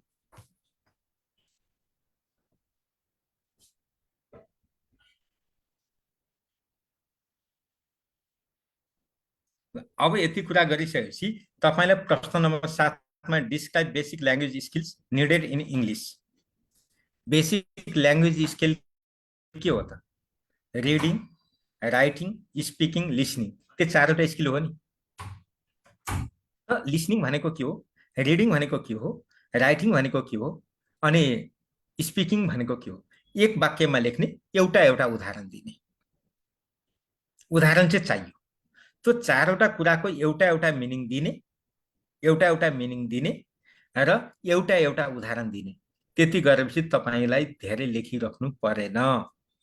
आउँछ लेख्नुस्, त्योभन्दा धेरै लेख्नलाई छुट छ, तर न्यूनतम भाषाका 4वटा skills reading, writing, listening, speaking त्यो गर्नुहुन्छ। रिडिङ भनेको यो हो जस्तै फलानो, राइटिङ भनेको यो हो जस्तै यो, लिसनिङ भनेको यो हो जस्तै, उदाहरण चाहिँ सबैमा चाहिन्छ। तपाईँले त्यति चाहिँ लेख्नु पर्यो। अब अर्को सोधेको छ matching item for grade 2 students. यो भनेको जोडा मिलाउ प्रश्न निर्माण गर भनेको हो नि त 2 कक्षाको लागि। तपाईँले यहाँनिर जोडा मिलाउ प्रश्न जताबाट सोधे पनि हुन्छ, जसरी गरे पनि हुन्छ। एकातिरको भागमा चित्र जस्तै मान्छेको टाउको, चरो, अनि हात, भकुण्डो यस्तो बनाइदिनुस्। तपाईँलाई जुन जुन चित्र बनाउन आउँछ त्यो बनाउनुस्। अनि उतापट्टि एबीसीडी गर्नुस्। त्यहाँनिर HEAD हेड, BALL बल, BIRD बर्ड, यसरी नै गर्नुस्। उनीहरूले के गर्छन् त्यही जोडा मिलाइदिन्छ। तपाईँले बनाउनु त्यही होइन, त्यो चाहिँ सबभन्दा राम्रो। एकातिर चित्र, स्टिमुलस खण्डमा चित्र, रेस्पोन्स खण्डमा शब्द। त्यहाँ त 2टा पिलर हुन्छ। पहिलो पिलरमा चित्र बनाउनुस्, दोस्रो पिलरमा तपाईँले शब्द लेख्नुस्। भइ त गयो। जोडा मिलाउ प्रश्न बनाउनु त हो नि, म्याचिङ आइटम त्यही होइन। सजिलो चाहिँ सबभन्दा राम्रो पनि। तपाईँले जेको चित्र आउँछ त्यही गर्नुहोस् न। मान्छेको टाउको बनाउन आइहाल्छ, हातको बनाउन आउला, चरो बनाउन आउला, बिरालो बनाउन आउला, काउ, गाई आदि आदि बनाइदिनुहोस्। यदि आएन, चित्र बनाउन आउँदैन, 4-5वटा आउँदैन र, त्यति त आउँछ। किनभने त्यो धेरै राम्रो हुन्छ, धेरै राम्रो। यदि त्यो आएन भने तपाईँले दिन सक्नुहुन्छ। जस्तो त्यहाँ दिँदाखेरि के भन्नुहुन्छ त? अब एकातिर A, B, C, D दिनुभयो होला। अब उतापट्टि तपाईँले एबाट एप्पल, बीबाट बल, सीबाट क्याट, यस्तै यस्तै शब्द राखिदिनुहुन्छ। अनि त्यो चाहिँ जोडा मिलाउ भनिदिनुहुन्छ। त्यो चाहिँ तलमाथि गर्नु पर्यो, सिधा सिधा हुनु भएन। अनि विकल्प दिँदाखेरि चाहिँ जस्तो पहिलो स्तम्भमा 4वटा कुरा लेख्नुभयो ABCD भने, उतापट्टि जाँदाखेरि चाहिँ 6-7वटा राखिदिनुहोस् दोस्रो स्तम्भमा। हुन्छ। यो मैले सिकाउनु पर्छ? पर्दैन है, यो मैले भन्नै पर्दैन। अब त्यसपछि तपाईँलाई प्रश्न नम्बर 8ले आज तपाईँलाई रिङ्गायो। कहिले काहीँ मात्रै यस्तो प्रश्न सोधिन्छ। तपाईँहरू धेरैले यो प्रश्न त के सोधेको होला भन्नुहुन्छ। हेर्नुहोस् त, यहाँ अङ्क हेर्ने बित्तिकै यहाँ 3वटा प्रश्न छ। अङ्क हेर्ने बित्तिकै 3टा प्रश्न छ, तर प्रश्न पढ्दा 3टा प्रश्न कहीँ देखिँदैन, एउटा मात्रै देखिन्छ। How do you understood? मैले भने यस्तो प्रश्न सधैँ सोधिँदैन, रेयर, अपवादमा सोधिन्छ। र यहाँ 3टा प्रश्न छन् भनेर एउटा प्रश्न सबैले पत्ता लगाउनुहुन्छ। 2टा प्रश्न कहाँ छ तपाईँहरू मध्ये पनि 99ले पत्तै लाउनु भएन। गफ नगर्नुहोस् है, लाउनु भएन। यसरी पनि प्रश्न सोध्न सकिन्छ भनेको, यसरी नै सोध्छ भनेको होइन। सोध्ने सम्भावना रहन्छ, तर हामीले कहाँ समात्नु भनेको छौँ? अङ्क। त अङ्क विभाजनले यहाँ 3टा छ, 3.5, 3.5 र 3। 3टा प्रश्न छन्। अब हेर्नुहोस् त, यहाँ प्रश्न के भनेछ? कक्षा 4मा शिक्षण गर्ने शिक्षकले अनेक प्रयत्न गर्दा पनि त्रिभुज चतुर्भुज वृत्तको अवधारणा सिकारुलाई प्रस्ट्याउन सक्नु भएन। ती चित्रहरू समतलीय देखिँदा विद्यार्थीहरू अलमलमा परे, उस्तै ठाने। यस अवस्थामा तपाईँ भर्खरै शिक्षक सेवा आयोग उत्तीर्ण गरी आउनुभएको दक्ष शिक्षक ठानी उक्त कक्षामा सो पाठ पुनः शिक्षण गर्न तपाईँलाई प्रहरले खटाउँदा तपाईँले अवलम्बन गर्ने प्रमुख शैक्षणिक क्रियाकलाप तयार पार्नुहोस्। तपाईँले के ठान्नुहुन्छ? क्रियाकलाप मात्रै तयार गर्नुहुन्छ अधिकांशले। त यहाँ तपाईँलाई भने के त मूल समस्या के हो, त्यो समस्या के कारणले आयो र त्यो समस्या कसरी समाधान गर्न सकिन्छ, त्यो कुरा तपाईँले एनालिसिस गर्नुपर्छ। त्यो देखिँदैन अनि मात्रै तपाईँले क्रियाकलाप बनाउनुहुन्छ नि त, अनि मात्रै तपाईँले क्रियाकलाप बनाउनुहुन्छ। त्यो भएकोले गर्दाखेरि यो हुन्छ।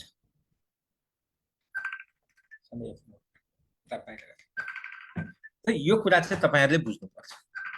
अब यहाँनिर गर्नको लागि तपाईँले के बुझ्नु भने मुख्य समस्या के हो त? त्रिभुज चतुर्भुज र वृत्तको अवधारणा विद्यार्थीले बुझेन। मुख्य समस्या त्यो। मुख्य समस्या के हो? त्रिभुज चतुर्भुज र वृत्तको अवधारणा विद्यार्थीले बुझेन। त्यसोले त्यसको प्रमुख कारण के हो त भन्दा समतलीय चित्रहरूमा विद्यार्थी अलमल पर्नु, झुकिनु। त्यसो हो भने समतलीय चित्रमा विद्यार्थी किन अलमल परे त? त्यो कारण खोतल्नु पर्यो क्या तपाईँले। त्यही भएर यी समतलीय चित्रहरूमा विद्यार्थी अलमल पर्नको कारण के हो त? के लेख्नुहुन्छ? अब त्यो चित्रहरूलाई उस्तै उस्तै देख्नु। झट्ट हेर्दा चित्रहरूको बीचमा भिन्नता छुट्याउन नसक्नु। यहाँ त अरू कुरा के भन्नु परेन। तपाईँले यहाँनिर के भन्नुपर्छ भने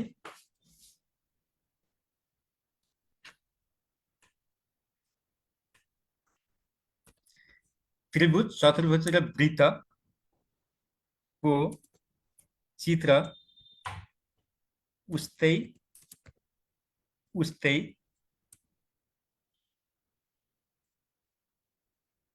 देख्नु। कहाँ गयो फेरि? अरे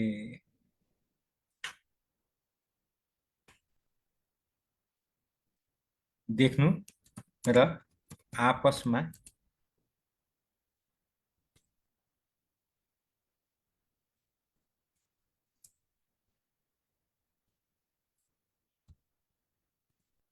अब तपाईलाई अर्को कारण के हो त? शिक्षक अर्को तपाईले यहाँ गर्न सक्नुहुन्छ। फेरि अर्का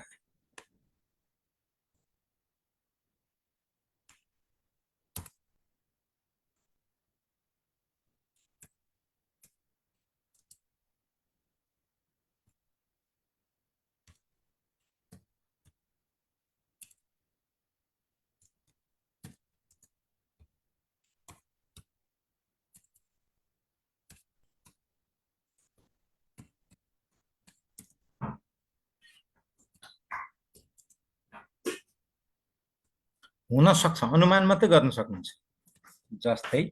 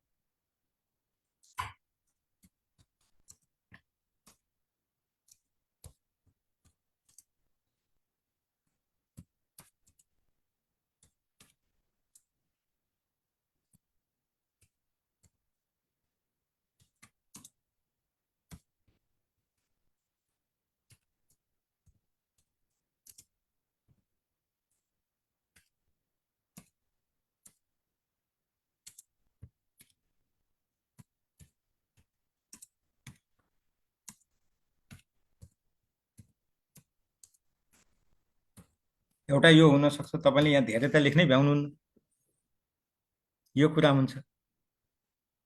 अर्को के भन्नुहुन्छ?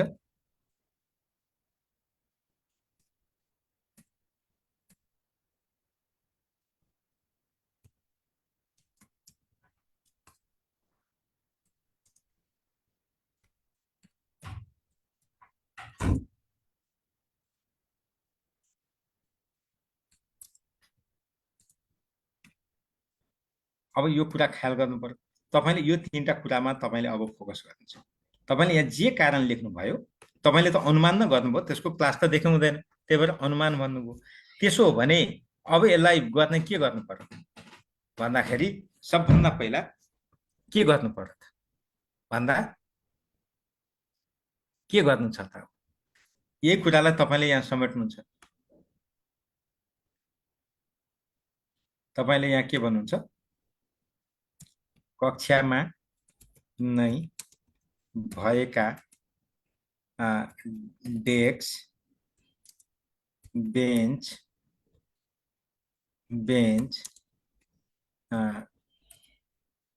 झ्याल किताब आदिको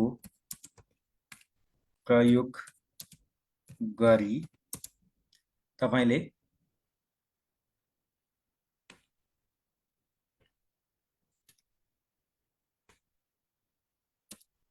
त्रिभुज, चतुर्भुज, वृत्त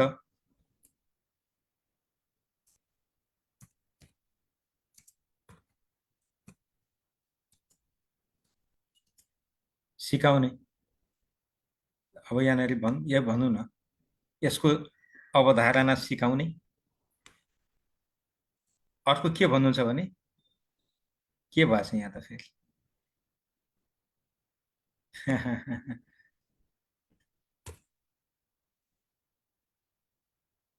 एकछिन है, मैले तपाईँलाई यहाँ नमुना मात्रै बनाइदिएको।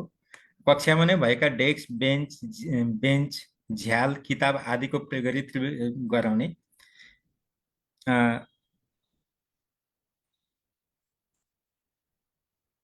विद्यार्थीले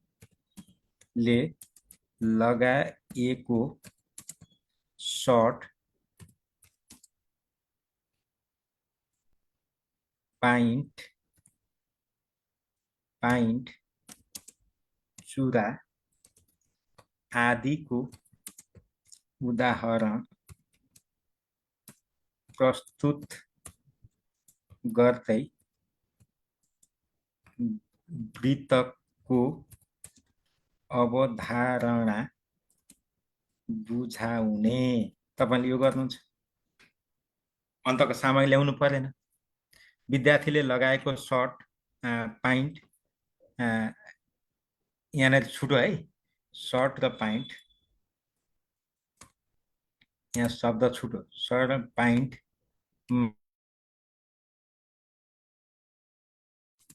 बटन, यो भनेको ट्याग,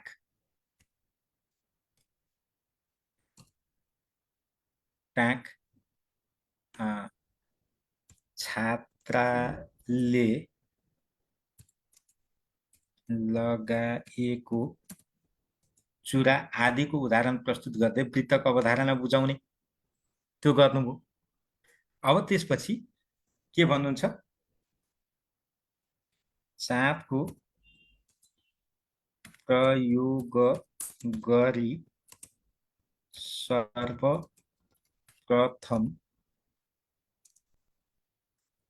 शिक्षकले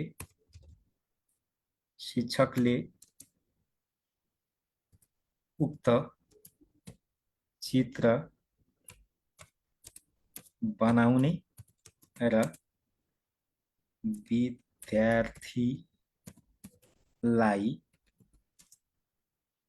प्रशस्त अभ्यास गराउने। तपाईले यहाँ भन्दा धेरै त अब के चाहिँदैन, तपाईले यति गर्न सक्नुहुन्छ। यो कुरा ख्याल गर्नुस्। यति गर्नुभयो भने तपाईले यो पनि लेख्नुभयो, समतलीय चित्रमा विद्यार्थीको पृष्ठधारमा यस्तै यस्तै कुरा गर्न सक्नुहुन्छ क्या। कक्षामा भएकै सामग्री प्रयोग गरेर यसो गर्ने भन्न सक्नुहुन्छ। अब त्यसपछि यहाँ फेरि कहाँबाट अन्डरलाइन छैन। अब त्यसपछि तपाईले यहाँनिर अघिको यता गएछ नि त, यहाँ के थियो अघि,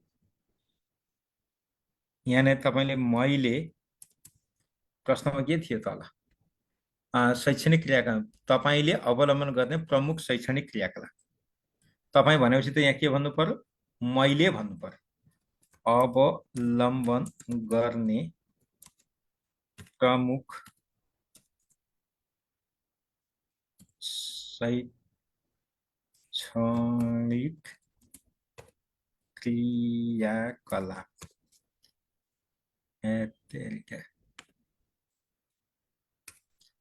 तपाईँले यहाँनिर लेख्नुभयो मैले अवलम्बन गर्ने प्रमुख शैक्षणिक क्रियाकलाप भनेर शीर्षक दिनुभयो। अब यहाँ क्रियाकलाप 1 लेख्ने तरिका हेर्नुहोस् फेरि अघिकोसँग मिल्यो कि मिलेन। के त कक्षा कोठामा भएका सामानको आकार पहिचान भनिदिनु। के गर्नुभयो कक्षा कोठामा भएका डेस्क बेन्च विद्यार्थीका आफ्ना पाठ्यपुस्तक ज्यामिति बाकसमा भएका सेट स्क्वायर रुलर आदिमा किनारा र कुनाहरू पहिचान गर्न लगाउने। अब ती प्रत्येक सामग्रीहरूमा जम्मा कतिवटा किनारा छन् कतिवटा कुनाहरू छन् खोजी गर्न लगाउने। विद्यार्थीको निष्कर्षलाई जोडीमा आदान प्रदान गर्न लगाउने। त्यस्तै क्रियाकलाप 2 त्रिभुज तथा चतुर्भुजको चिनारी। विद्यार्थीलाई तपाईहरूको वरिपरि कहाँ कहाँ त्रिभुज तथा चतुर्भुज बनेको देख्नुहुन्छ भएको छ यो सोध्नु पर्यो प्रश्न। भने प्रश्न गर्दै कुनै 4वटा वस्तु अवस्था लेख्न लगाउने। जस्तो उनीहरूले भन्छन् यहाँ त्रिभुज चतुर्भुज के छ झ्यालको होला के को होला के को छ उनीहरूले यहाँ भन्छन्। प्रत्येक विद्यार्थीलाई ती आकृतिहरूको किनारा कुना पहिचान गरी कतिवटा छन् यो भन्ने भए विद्यार्थीको व्यक्तिगत कार्यलाई जोडीमा छलफल गराई निष्कर्षलाई कक्षामा प्रस्तुत गर्न लगाउने। उनीहरूको जोडीको कुरा त्यो भन्न सकिन्छ। क्रियाकलाप 3 मा आएर अभ्यास हो। विद्यार्थीलाई जोडीमा बस्न लगाउने। पाठ्यपुस्तकको पेज नम्बर यतिको क्रियाकलापमा दिएका अनुसार सिसा कलम वा पेन वा सिन्काको सहायताबाट फरक फरक खालका त्रिभुज चतुर्भुज निर्माण गर्न लगाउने। निम्नलिखित प्रश्नहरूलाई विद्यार्थीलाई जोडी छलफलमा गर्न लगाउने। अब यहाँनिर गर्दै जाँदा ऊ छुटेछ क्या वृत्त छुटेछ। त्यही भएर यहाँनिर थोरै मैले तपाईहरुलाई भने है यहाँनिर एउटा छुटो प्रश्न अनुसार चतुर्भुज तथा वृत्त यस्तो कुरो चाहिँ ख्याल गर्नु चिनारी। अब यहाँनिर यहाँ पनि थप्नु पर्यो तपाईले त्रिभुज चतुर्भुज तथा वृत्त बनेको देख्नु भएको छ भने गर्ने। यहाँ तपाईले ल्याउनुहुन्छ त्रिभुज चतुर्भुज वृत्त यो आइगयो अनि प्रत्येक विधि कुना पहिचान गर्ने यो तपाईले गर्नुभयो। त्यस्तै 3 मा पनि तपाईले के भन्नुहुन्छ यहाँ पनि त्रिभुज चतुर्भुज तथा वृत्तहरू निर्माण गर्न लगाउने। अनि यहाँ गर्न त्रिभुजका भुजा कतिवटा छन्। अब यहाँनिर तपाईले गमा फेरि के ई चाहियो यहाँ चाहिँ वृत्तको कुरा गर्यो। वृत्तको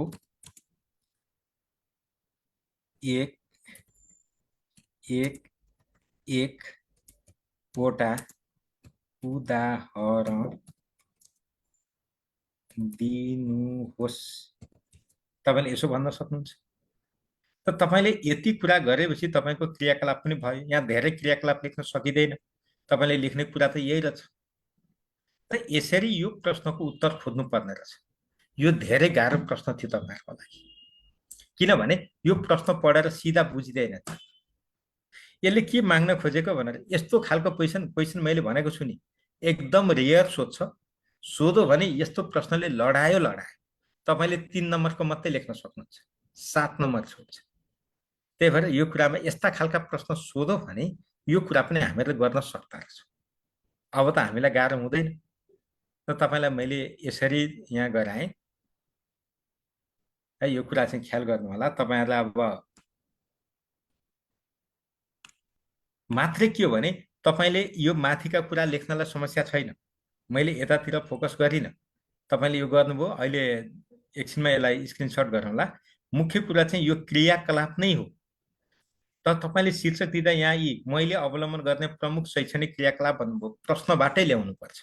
अनि तपाईले यहाँ क्रियाकलाप 1 भनेर छोड्ने होइन। शीर्षक के गराउने कक्षा कोठामा भएका सामानको आकार पहिचान त्रिभुज चतुर्भुज वृत्तको चिनारी। त्यसपछि तपाईले अर्को के भन्नुभयो अभ्यास छोड्नै हुँदैन। त तपाईले यसरी यो क्रममा तपाईहरुले क्रियाकलाप राख्नै पर्छ। त अब यहाँनिर यो कुरा गरिसकेपछि तपाईलाई कहीँ गाह्रो हुँदैन। त अब यो प्रश्नको पनि तपाईलाई यदि आवश्यक पर्छ यसले सघाउ पुग्छ भन्ने लाग्छ भने तपाईले स्क्रिनशट गर्नुहोस्।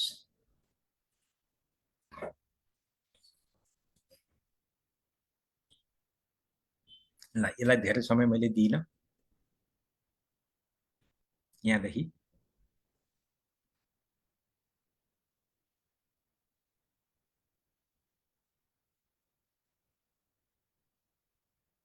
यसलाई यो पनि गर्नुभयो।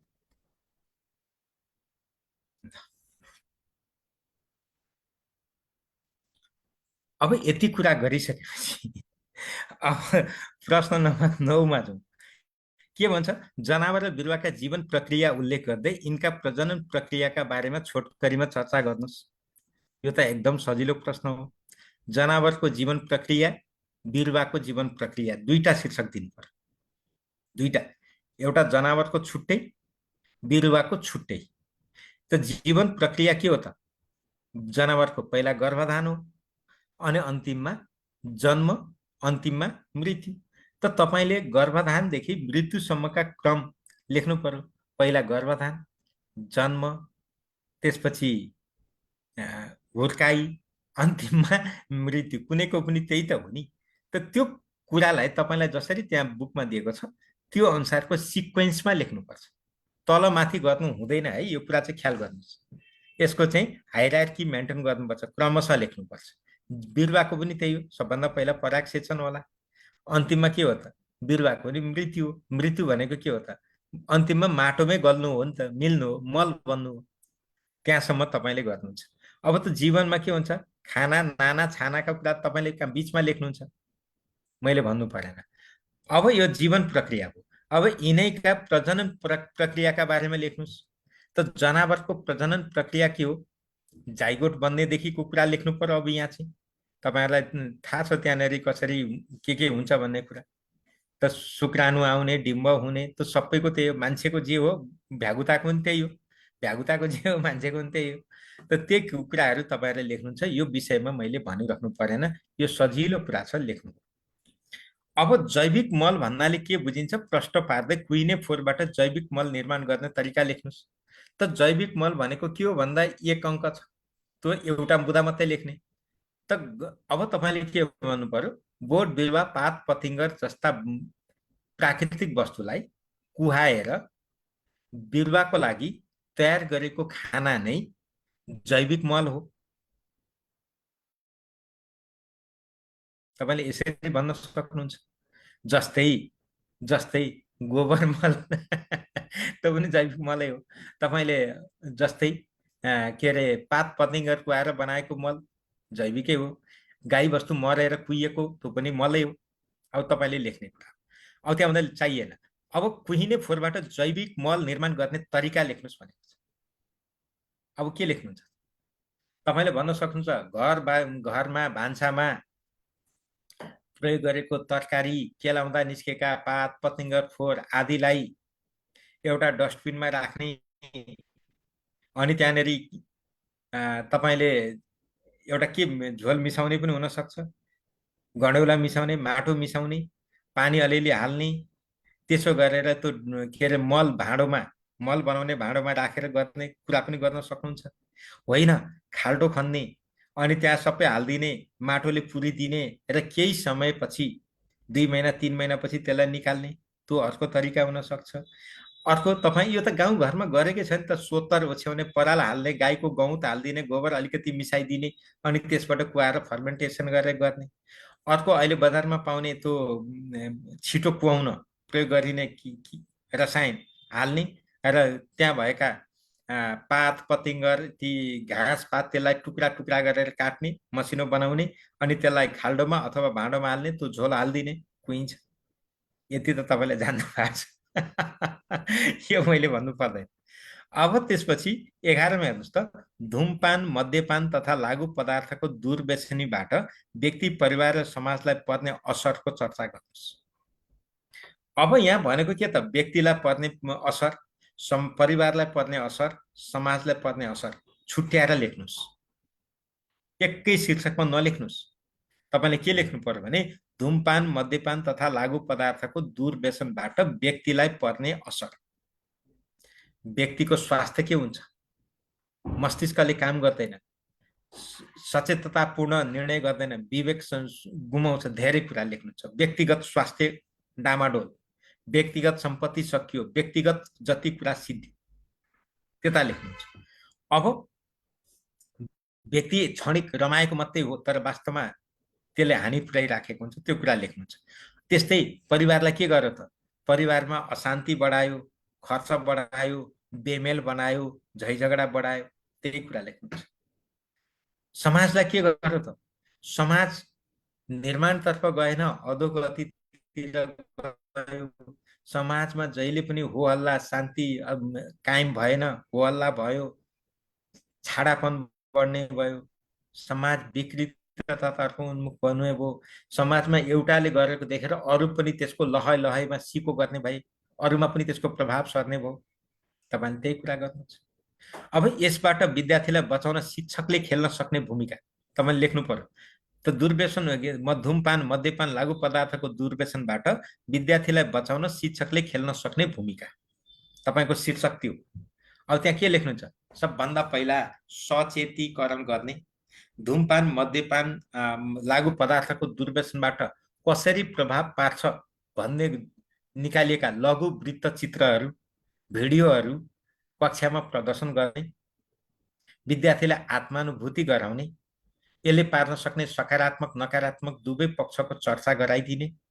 यस्तो गर्यो भने जीवन यस्तो हुन सक्छ, यस्तो भयो भने यस्तो हुन्छ भनेर दृष्टान्त दिने, उदाहरण दिने।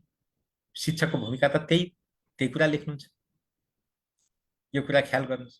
अब 12 नम्बरमा स्थानीय पाठ्यक्रमको औचित्य प्रस्ताउँदै कार्यान्वयनमा देखिएका जल्दा बल्दा समस्याको चर्चा गर्नुहोस्। निकै राम्रो प्रश्न छ। त्यसो भने स्थानीय पाठ्यक्रमको औचित्य के हो त? किन चाहिएको त? हाम्रो सन्दर्भमा स्थानीय पाठ्यक्रम चाहिने नै हो त?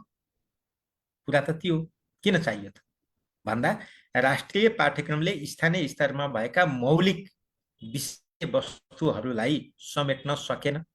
मौलिक स्थानीय स्तरमा तिनीहरूको महत्त्व उच्च हुँदाहुँदै पनि तिनीहरू ओझेलमा परे। त्यस्ता महत्त्वपूर्ण विषयवस्तुहरूलाई स्थानीय स्तरमा पनि समेटेर विद्यार्थीहरू माझ पुर्याउन स्थानीय पाठ्यक्रम चाहियो। यी शिक्षामा अथवा स्थानीय जनताको शिक्षाप्रतिको माग, आवश्यकतालाई सम्बोधन गर्न पनि स्थानीय पाठ्यक्रम चाहियो। यस्तै यस्तै कुरा। यो कुरा तपाईलाई गुरु बुकमा पनि छ, नोटमा पनि उपलब्ध गराइदिएको छ, मैले यहाँ भनिराखेन।